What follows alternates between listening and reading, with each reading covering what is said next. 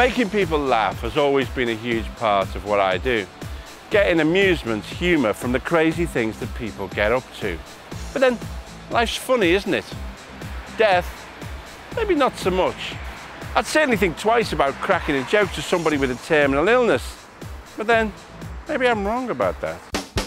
You really have got to laugh. It's such an amazing tonic. You've got to laugh at the situation because it's quite ludicrous. The Grim Reaper came for me last night and I beat him off with a vacuum cleaner. Where would I stop laughing? Talk about Dyson with death. Bang, bang, la, la, la, la, shebang. The initial diagnosis was given by the registrar and she just turned to me straight away and said, you know, there's no survival rate from this. Because I did ask her, I said, well, how long have I got? And she says, you don't really want to know the answer to that question, and then just sent me home.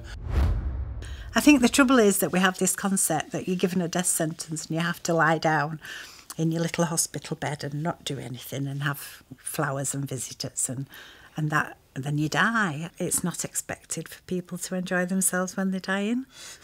I really think that, you know, somebody says, oh, they've got cancer, that's it. Crossed off the Christmas card list. You know, you don't really have a life after that. But I think, you know, it's important that we make the life we can.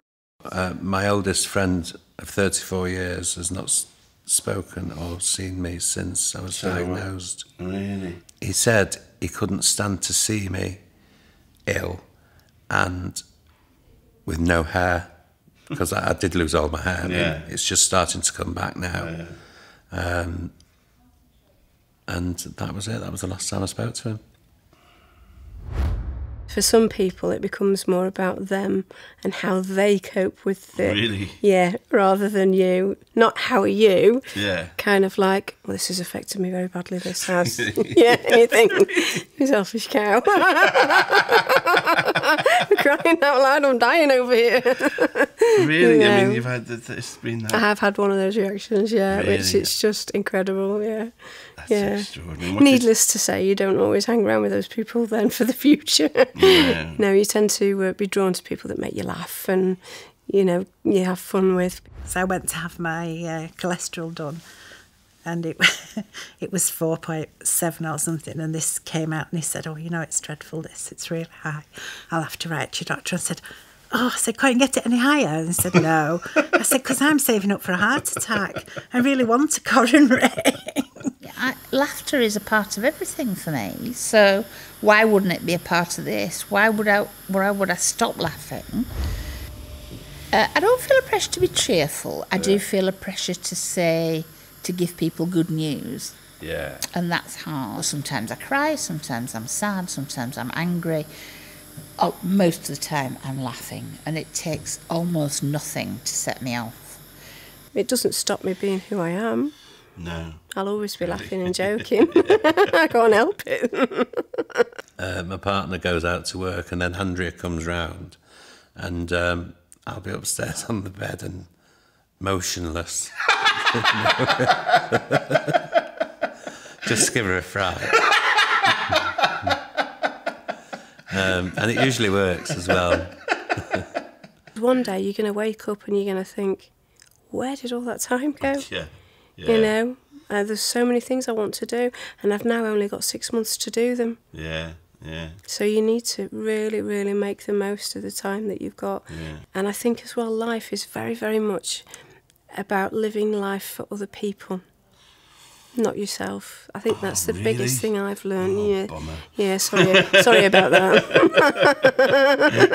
Oh, I don't want to.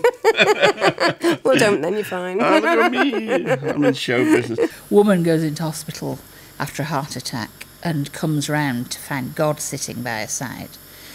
And he gives her an undertake. She said, now be really straight with me. So he says, no, you're not going to die. You've got at least another 30 years. So on the back of that, she has every bit of cosmetic surgery you can imagine, everything done. Finally discharged from hospital, feels and looks great, amazing. Crosses the first road, gets run down by an ambulance and killed. So she gets to heaven, says to God, what happened? happened? And he just shrugged and said, well, I didn't recognise you. Which I think is wonderful. I just love that. The minute I hear a joke, it goes in there and out the other side. Right. I don't know why, so I'm hopeless. So no, you can tell the jokes. Right. This bloke's driving along and he sees a sign that says, racehorse for sale, £10. He says, wow. So he goes and buys the racehorse off the farmer. He gets it, and loads it in his horse box, takes it back to his own paddock, and the horse lets the horse out. The horse goes gallop, gallop, gallop, and goes straight into a tree, bang. And it turns around, it goes straight into a wall, bang. Just turns around, straight into another tree, bang. He gets the horse back, and takes it back to the farmer. He says, look, this horse you sold me, it's blind. The farmer says, it's not blind, it just doesn't give a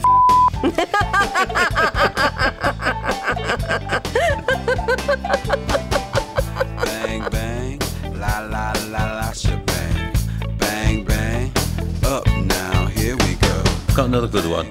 I went to the cemetery yesterday to lay some flowers on a grave. As I was standing there, I noticed 4 gravediggers walking about with a coffin.